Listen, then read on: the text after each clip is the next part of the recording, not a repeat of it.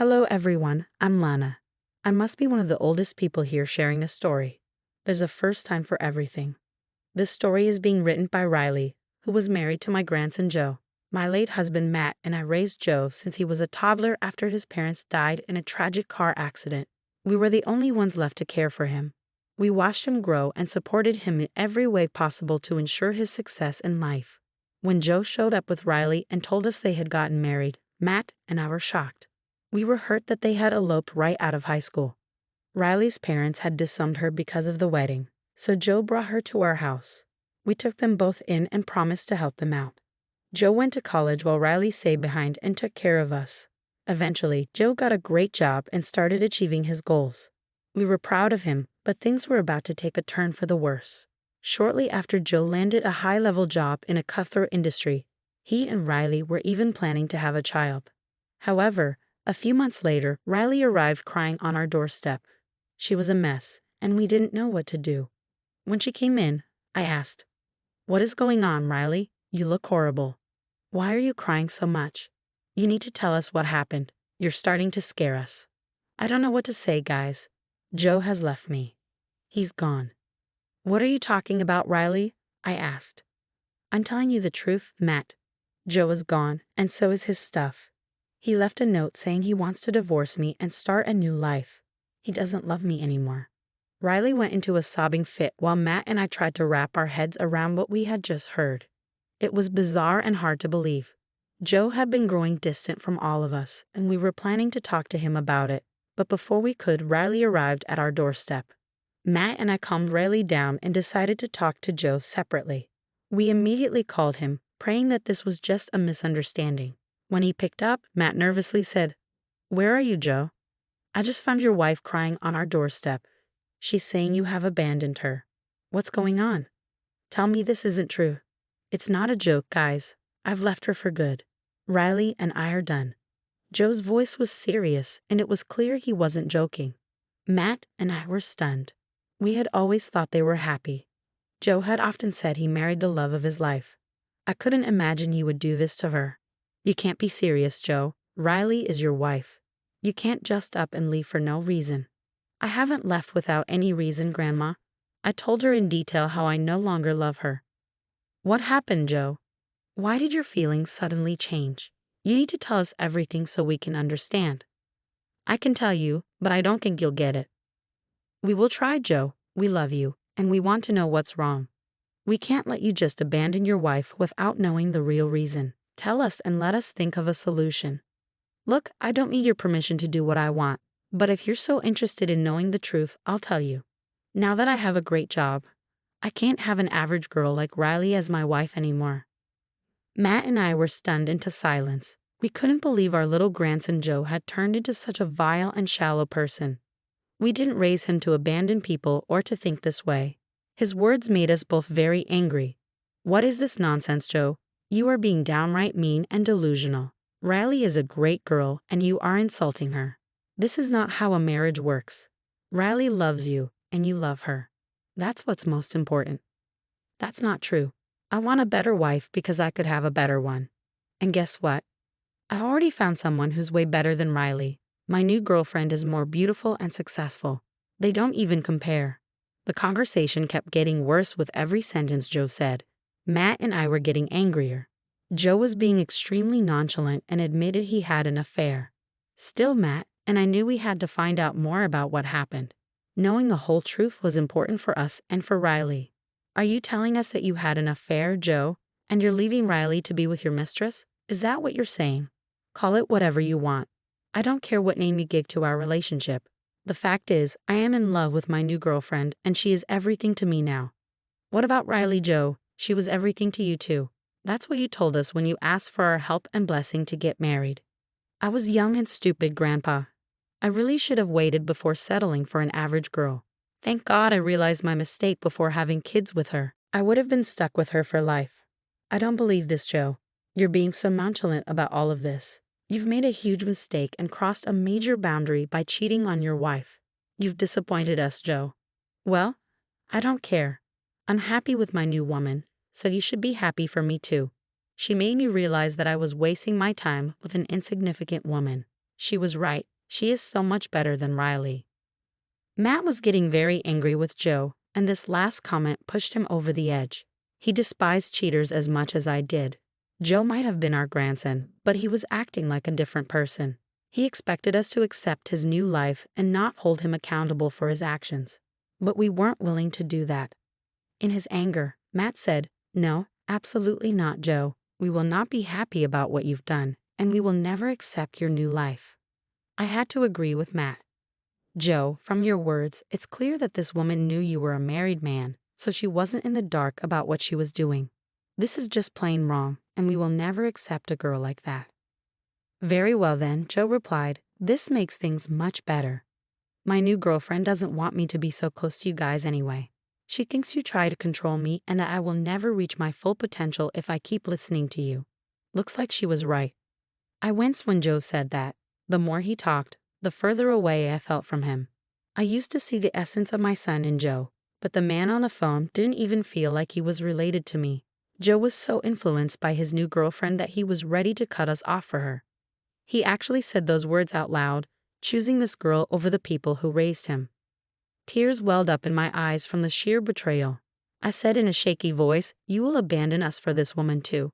"How can you even say that, Joe?" "I'm serious about this, Grandma. Lana has been right about everything. If you can't even be happy for me, you don't deserve to be in my life." "Is that a threat, Joe?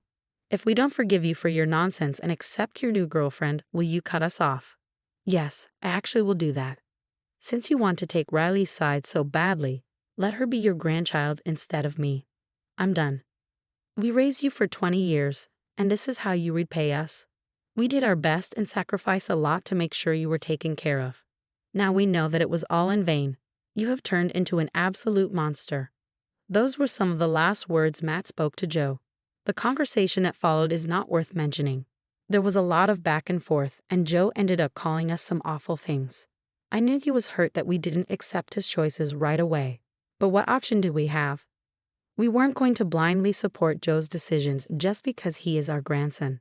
He was behaving like a very cruel person and putting this new girl above everyone else. He also showed no remorse for the wrongs he had done. It absolutely broke our hearts when Matt and I finally ended our conversation with Joe.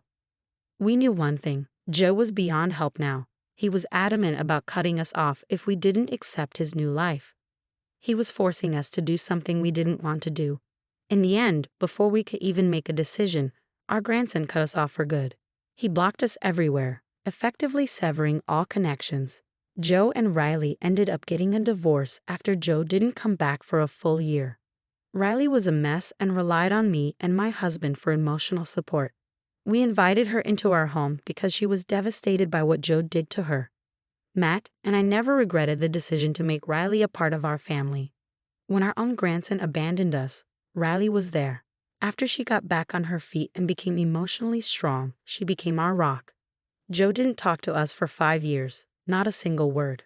We never reached out because it was never our decision to cut him off. Matt and I miss our grandson, I won't lie about that. However, his betrayal cut deep and left us bleeding inside. My husband never got to see or talk to Joe again. He died before Joe reached out to us. When Matt passed away, I didn't know whether to invite Joe to the funeral. I was a broken mess and wanted my grandson there. It was Riley who convinced me to call him. She said, "Listen to me, Lana. I know you miss your grandson. Go and call him, tell him what happened, and ask him to come to the funeral." I don't know, Riley. I still haven't forgiven him for what he did. It was a long time ago, Lana. It's okay if you don't want to forgive him, but I think you will always feel guilty and have regrets if you don't try once. Don't you think inviting him to the funeral will be a good idea? I feel really unsure, Riley. You and Matt raised Joe almost like your own child, Lana. As a parent, you could give him this one chance to grieve someone he loves. Joe loved you too. Maybe this time you will finally see how wrong he was to cut you off. Riley's words gave me some hope. She was right. I didn't want to regret not calling Joe to the funeral. Maybe he still loved us and would want to pay his respects to his grandpa one last time, even if he was too prideful to talk to us. It was my duty to reach out to him. Besides, Riley had moved on with a great man, and I was ready to try and mend the bridges with Joe too. So I said to Riley, "Okay, Riley, I will invite Joe to the funeral, but he has blocked me everywhere. I don't have his contact anymore. I don't know how to reach him. Don't worry, Lana. He never blocked me on social media. I can reach out to him on your behalf.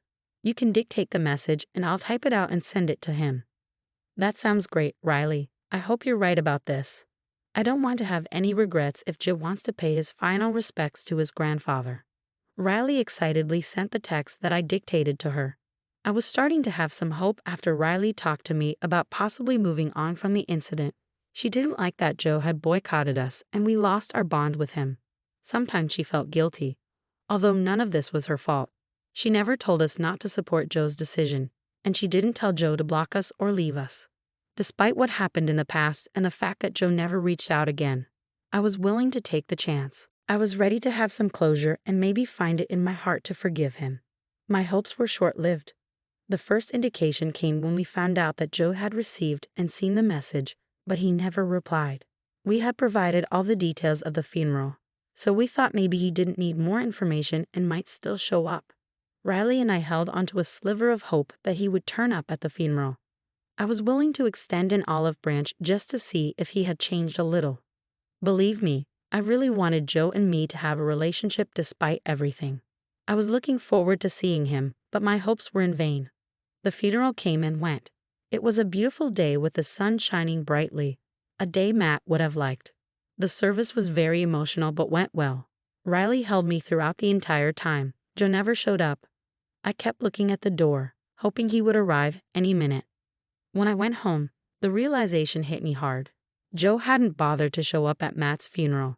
I can't tell you how heartbroken I was. It sealed my resolve about the decision I had left to make. A day after the funeral, Matt's will was to be read. Riley and I were patiently waiting for Matt's estate lawyer to arrive.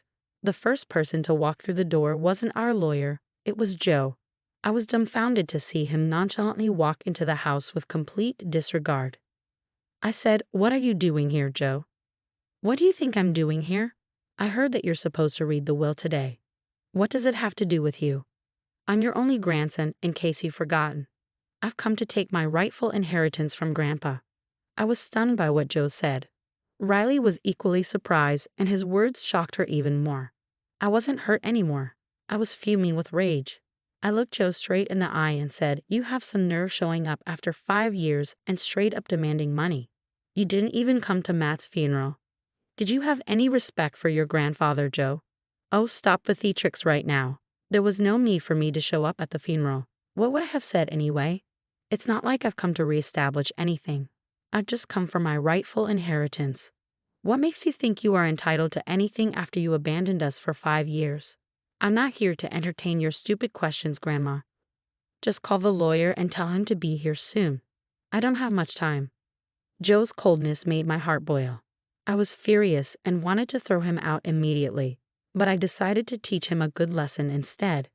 I picked up my phone and told our lawyer to come over immediately. He was already on his way and arrived within minutes. Joe didn't bother with small talk and ignored Riley completely. When the lawyer arrived, Joe looked excited. However, my lawyer was confused and said, "Why is Joe here? This is a private will reading. He doesn't need to be here." Joe replied, "I'm here to get my inheritance from Matt's estate. I'm his sole heir." The lawyer said, "That's ridiculous. I never called Joe for the reading. He doesn't need to be here at all." "What? Of course I needed to be here. I'm the sole heir of Matt's estate. I know that already." "I don't know who told you that, but you are mistaken, Joe. You are not the sole heir of Matt's estate. In fact, you are not even mentioned in the will. I don't believe a word you're saying. I'm definitely included in the will. I'm his grandson and his only heir. Why wouldn't I be mentioned?" While Joe raged with confusion, I was enjoying watching him squirm. He deserved it for what he did to us. As Joe acted all shocked, I decided to serve him some cold, hard revenge. I said, "Oh, Joe, you are a dense man. You want to know why you haven't been named in the will? Well, it's because Matt disinherited you. No, that's not possible. He wouldn't do that to me. I'm his blood, his only surviving heir. He would never disinherit me." Do you think we believe in that old-fashioned stuff? Matt wanted to leave his inheritance to someone who deserved it, not just someone with his blood. This can't be happening. I am the rightful heir. How could he leave his estate to anyone else? If he disinherited me, who got my share of the inheritance? You really want to know? Matt gave it to Riley. Joe and Riley were both stunned. They looked at the lawyer for confirmation, and he simply nodded. It came as a shock to them, but not to me. Matt and I had jointly decided to cut Joe off and give everything to Riley. Joe couldn't accept this. He turned pale and said, "This has to be a joke. Why would he leave everything to Riley? This is not fair." Then what is fair, Joe? Do you really think Matt would leave his hard-earned assets to a grandson who abandoned him and didn't even bother to show up at the funeral? I'm his blood. Matt wouldn't do that to me. Believe me, Joe, he was perfectly happy making this decision. If you think I'm tricking you, the lawyer will show you the will. How could you let him do this, Grandma? It was an easy decision, Joe. We raised you, but you only managed to stab us in the back and abandon us. Riley was here for us, and she is the rightful heir to our estate. I won't be here for long, so you better remember this. I will also disinherit you and leave everything to Riley. You will never get another cent from me, and you will pay for abandoning us. I vividly remember what happened next. I went straight to the front door and opened it myself, showing Joe the way out. When he was gone, the will was read, and true to my word, Joe's inheritance was left to Riley. She was a crying mess and thanked us for being her family when her own blood turned their backs on her. I simply said that she did the same for me and Matt. Joe left that day but continued to try and contact me. He was desperate for reconciliation and even left his new wife, who had previously convinced him to cut us off. Suffice it to say, he is going through hell while I am preparing to watch Riley walk down the aisle to her happiness. I still miss Matt like crazy, but I can't say I miss Joe at all. He chose to abandon us, and I have finally made my peace with it. I have Riley along with the beautiful memories of my husband and children, which are enough to last me this lifetime.